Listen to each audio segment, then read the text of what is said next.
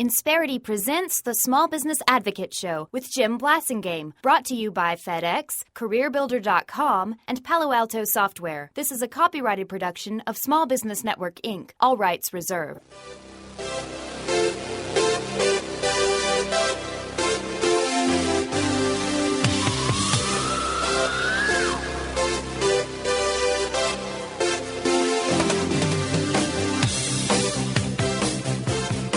Welcome back. It's 12 after the hour. Thank you very much for joining me. Thanks for being part of my day. My pleasure to continue to be with you.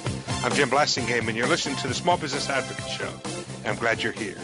I'm very excited about having Adrian Ott back on the show, ladies and gentlemen. Adrian is a business strategist. She does that professionally.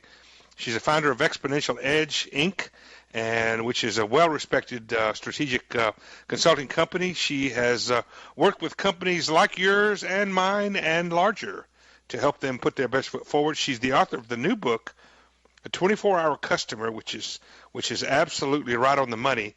And we're going to talk. She's going to help us. Adrian's going to help us kick off National Customer Service Week. Adrian Ott, welcome back to the show. Jim, thanks for having me again. Good to have you back, Adrian. And as you know, this is National Customer Service Week, as my friend Joanna Brandy would say, National Customer Care Week. She doesn't like the customer service thing, but whatever you call it, it's all about those very important people in the lives of our small businesses, isn't it? Oh, absolutely, Jim. You know, customer service is more critical than ever these days. I mean, how many times have we, if you go talk to your friends or your colleagues, do they start complaining about how businesses waste their time? Yeah, absolutely. And you know, you're the title of your book is so on the money, the 24-hour customer. What that means is that customers want to have access to you in some form or fashion, if not to buy from you. In other words, you don't have to have, it may not be essential that you have an e-commerce component, but they at least want to be able to connect with you and see what's going on, see what you have any time of the day or night, 24/7, 360. They 365. They want to have access because they can, right? Absolutely. We are in what I would call the instant engagement age. And when we want something, we want it now. And if we have a pressing customer service concern, whether it's during the day or while we're in our slippers, we really do want to be able to engage and get our question answered. And that's really becoming something that's differentiating companies in today's economy. Well, that's exactly right. And with one of the coolest features I've purchased in a long time, Adrian, was when I bought my first smartphone. It's a Google Droid software and an HTC phone, and they've got something there called voice search. So wherever I am, I can speak the name of the business into that, and it'll pull up a Google search of that company and show me that company or that industry, whatever I'm looking for. And then I scroll down, and if I'm driving along looking for a restaurant or looking for a place to do this or that, I can do that search. And it'll give me the name of the companies I'm looking for, their phone numbers, their maps. I can get a map right there to the place, get directions. My wife and I, when we travel, we use this all the time.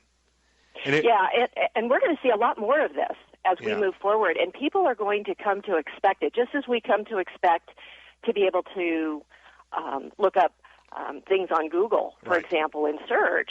We're now going to be expecting those things on our phones. Well, and you know, Adrian, there was a time when we thought of customer service as something you did after the sale.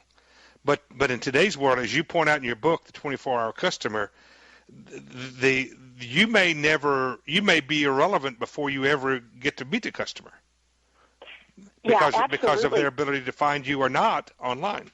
Yeah, I agree, Jim. And, you know, what's interesting is we always used to think of it, as you said, after the fact, but really your customer service representatives often can be your salespeople, helping customers to determine what it is that they really want, maybe even possibly upselling them. Mm-hmm. Absolutely. But you know, even before that, Adrian, I'm going to keep coming back to this for a minute. Remember when you used to always make sure that your receptionist had a good voice and was friendly, and you made sure that whoever answered the door of your business, whoever met customers when they came in, was always smile and had their shoes shined and their hair slicked back, et cetera, and and made a good impression. Now the customers may have already ruled you out before you ever get a chance to do that. So this, my point is, we're in an era where customer service begins long before anybody meets anybody. That is so true, Jim. It's funny, how many times do we go and we check out a business or we check out a service where we go on the internet or we go on our smartphones Right. and look them up and check them out? Right. That's exactly right. And the experience that they have, and as you know, as you talk about in your book, Adrian, the experience is what's becoming more important than anything else. And the experience is not just the face-to-face or the voice, it's also the online experience that they have, isn't it? Yes, it is. And those all add up to really making it easy to work with and being able to instantly engage. And this is the trick here. I think a lot of people, when they think customer service, they think of expensive people resources.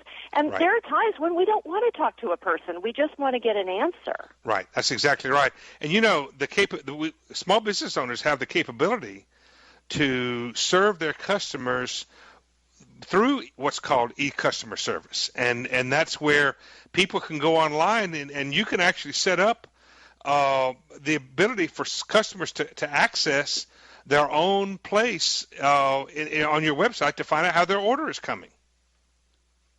Absolutely. And also, you can even interact with them through social media and Right. other ways as well. And many of these things can be, I know a lot of business owners, small business owners particularly, are saying, my goodness, 24/7, I don't know if I can do that. But if you can get your systems working for you in the background, as long as you don't make it a long phone tree or a Right. long, Right. a difficult process, which there are ways to set that up, you can be very successul with it. Well, Adrian, I bought things from people. They've known that I was anxious to get it, and I'd call them and I'd say, "Has my stuff come in? And is it here yet?" And they said, "Oh yeah, it came in yesterday." I said, "You have my email. Is it too hard for you to write me an email?" Well, that was not good customer service.